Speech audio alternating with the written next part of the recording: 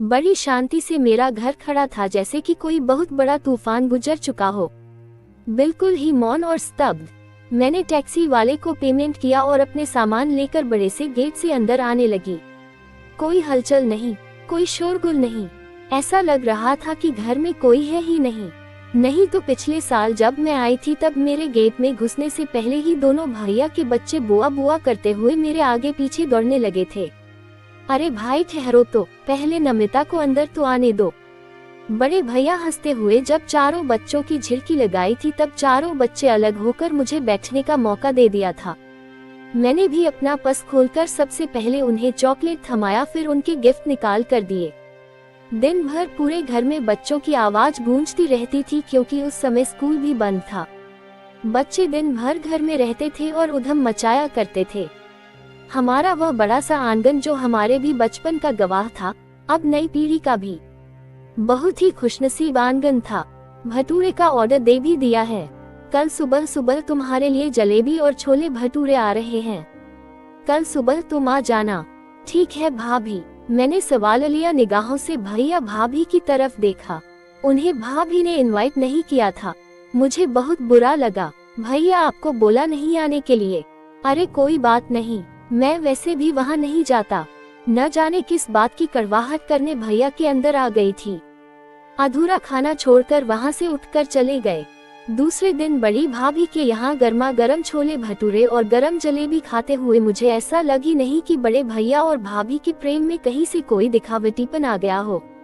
मेरे लिए दिल खोलकर उनका प्रेम झलक रहा था। मेरी आंखों में आंसू आ गए। भाभी ने कहा, नमिता जल्दी से नाश्ता खत्म कर लो, मैं तुम्हारे लिए मसाले वाली चाय बनाने जा रही हूँ, जो तुम्हें पसंद है ना। मेरी आंखों में आंसू आ गए। विवेक भैया मेरे पास आकर बैठ गए। उन्होंने कहा, क्या बात है नमिता, तुम रो रही हो? हाँ भैया, इस घर की बंटवारा ने दिल को तोड़ दिया। ना जाने क्या बात है, मुझे नहीं पता, मगर पापा के जाने के बाद ऐसा क्या हो गया कि घर के बीच में दीवार खड़ी हो गई। बड़े भैया लंबी सांस लेकर बोले, माँ भी यही बोलती है, तुम ही बोल रही हो। तुम दोनों की शिकायत यही है, इसलिए मैंने अपने हिस्से का जमीन बिल्डर को दे दिया है। अब मैं यहाँ से जा रहा हूँ। मैंने अपने लिए एक फ्लैट ले लिया है। फ्लैट ले लिया है मगर कहाँ? मैं आश्चर्य से भर उठी। यही गोविंद नगर में सूर्या अपार्टमेंट में। जब चाहो तब चली आना। वैसे जब भी गृह प्रवेश होगा मैं तुम्हें फोन करूँगा। मेरे पास कई प्रश्न थे मगर मैं चुप रहकर नीचे आ गई।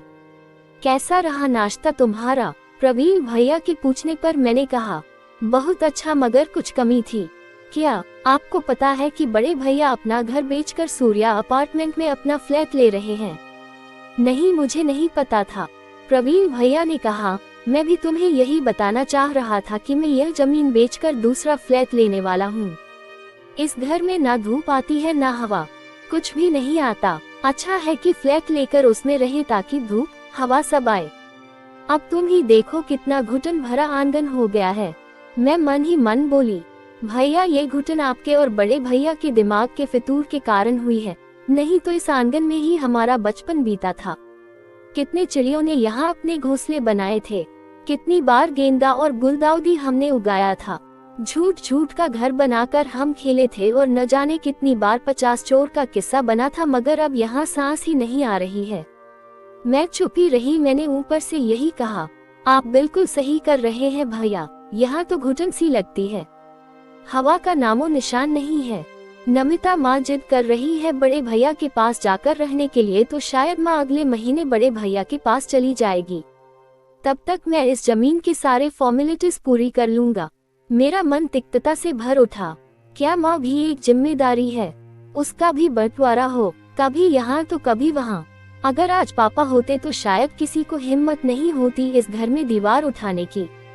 माँ की ममता और प्यार ने तुम्हें आप दोनों को इतना बेपरवाह बना दिया कि आप दोनों ने अपनी हदें पर कर दी है। मैं बहुत ही ज्यादा टूट गई थी। दिखावटी शब्द नहीं थे, जज्बात नहीं थी। मेरी आंखों में आंसू आ गए। मैं खुद 2 बेटों की माँ थी। कहीं यही दानव मेरे बच्चों के बीच में भी ना जाए। मैंने भैया से कहा, भैया कुछ दिनों के लिए माँ को मेरे पास भेज दीजिए। पर क्यों? प्रवीण भैया आश्चर्यचकित हो गए। मेरा मन नहीं लगता भैया, दोनों बच्चे हॉस्टल में हैं। भुवन टूर पर ही रहते हैं। मैं ज्यादातर अकेली रहती हूँ, तो मेरे साथ बोलने बतियाने वाला कोई तो रहेगा। हाँ ठीक है, कुछ दिनों के लिए तुम माँ को ले जाओ। ठीक है भैया, मैं ले जाती हूँ। मैं माँ को साथ लेकर गाड़ी में बैठ गई। माँ के उदास चेहरे पर कोई खुशी तो नहीं थी, मगर कुछ दिन बेटी के साथ रहने की एक संतुष्टि थी। कम से कम उनके मन को टटोलकर उनके भड़ास तो निकाल दूं। बेटी हूँ तो अपना फर्ज पूरा कर दूं। एक और बंटवारा मैंने कर लिया था, माँ की खुशियों का बंटवारा। गाड़ी आगे बढ़ चुकी थी। दोनों भाइयों की लाडली बहन फिर आने का वादा कर। तो दोस्तों, ये कहानी आपको पसंद आए हो तो चैनल सब्सक्राइब जरूर करें।